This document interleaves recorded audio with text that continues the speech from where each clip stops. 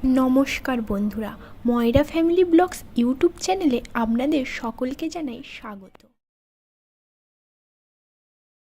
প্রথমে আমরা ডিম আলু সিদ্ধ করে নিলাম। সিদ্ধ ডিম আলু একটি পাত্রে ঢেলে নিলাম। কড়াই বসিয়ে সরিষার তেল গরম করে নিলাম। গরম তেলে হলুদ মাখানো ডিমগুলি ভেজে নেব। ডিমগুলি নেড়েচেড়ে উপর থেকে লবণ ছিটিয়ে দিলাম। লবণ মাখানো হলুদ মাখানো ডিমগুলি লাল লাল করে ভেজে একটি পাত্রে তুলে নিলাম।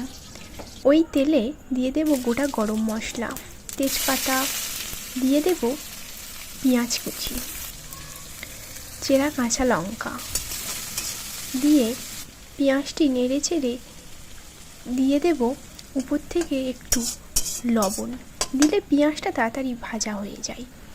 দেব রসুন বাটা আর দিয়ে দেব আদা বাটা। এবার দেব টমেটো কুচি দিয়ে মশলাটি ভালো করে কষিয়ে নেব। হলুদ গুঁড়ো দেব, তারপরে দেব লাল লঙ্কার গুঁড়ো, দেব পরিমাণ মতো লবণ আর কালার হওয়ার জন্য কাশ্মীরি রেড চিলি পাউডার। অল্প জল দিয়ে ভালো করে মশলাটিকে কষিয়ে নেব। এবার সিদ্ধ করে রাখা আলু মশলাতে দিয়ে দেব, দিয়ে ভালো করে কষতে হবে।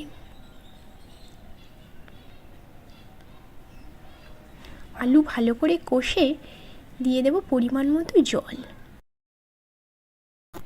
তরকারি ফুটে যাওয়ার পরে দিয়ে দিতে হবে ভেজে রাখা ডিমগুলি। ডিমগুলি দিয়ে একটু নেড়ে চেড়ে দিয়ে দেব কাসুরি মেথি। দিলে সেন্টটা খুব সুন্দর হয় বন্ধুরা।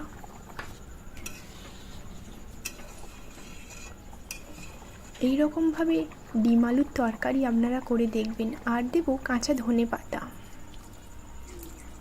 দেব বেটে রাখা গরম মশলা।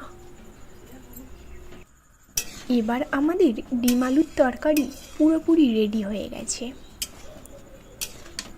কালারটা কত সুন্দর হয়েছে দেখেন। ডিম আলুর তরকারি একটি পাত্রে ঢেলে নেব। খুব লোভনীয় দেখতে হয়েছে। গরম ভাতে ডিম আলুর তরকারি পুরো জমে যাবে। তো টেস্ট করে দেখবো আমরা কেমন খেতে হয়েছে। বাচ্চার কাছেই শুনে নেওয়া যাক কেমন হয়েছে।